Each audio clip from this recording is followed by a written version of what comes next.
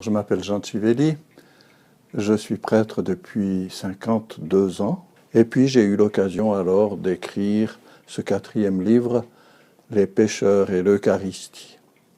Si je ne peux pas me mettre à la même table que Jésus, et puis accueillir Jésus, nourriture de vie, ben je resterai vide, je resterai moi face à moi, ça ne conduit pas bien loin.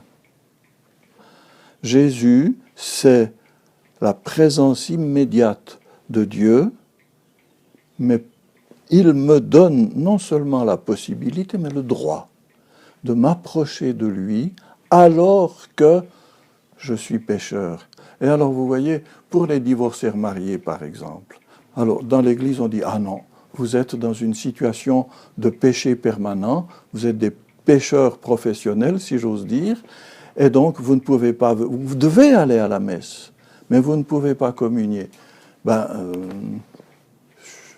Si l'Eucharistie, c'est un sacrifice, il faut être pur pour y aller, alors d'accord, c'est cette position qu'il faut défendre. Si l'Eucharistie, c'est un repas, c'est une expression que j'ai bien employée, sacrifier, c'est-à-dire fait sacré. Par la présence de Jésus, à ce moment-là, c'est un repas qui me permet d'être accueilli par Jésus et Jésus vient me nourrir de sa présence.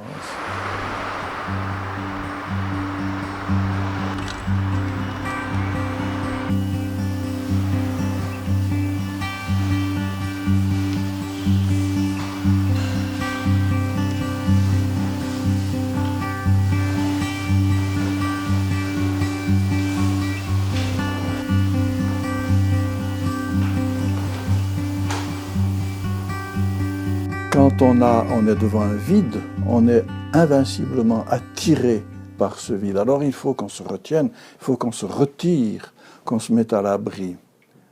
Eh bien, Dieu, lui, devant nos vides d'amour, parce que les péchés, ce sont finalement des vides que l'on introduit dans nos relations d'amour avec Dieu et surtout les uns avec les autres. Et Dieu, lui, il est pris d'un immense vertige face à nos vides à nous.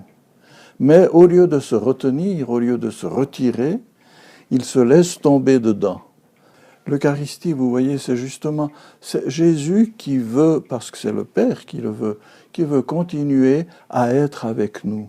Tu vois, Jésus, si je viens vers toi, ce n'est pas parce que j'ai réussi à faire le bien, parce que j'ai réussi à être pur, à être, comme on dit, en état de grâce, mais c'est justement parce que je n'y arrive pas, et j'ai besoin que toi, tu viennes accomplir ta mission.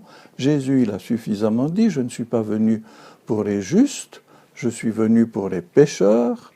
Il dit aussi, ce ne sont pas les bien portants qui ont besoin du malade, du médecin, mais les malades. Et Saint Ignace d'Antioche, il a une formule extraordinaire pour parler de l'Eucharistie. Il dit, c'est un remède d'éternité. Jésus, c'est le médecin qui vient nous donner ce remède. Prenons-le et puis nous serons guéris.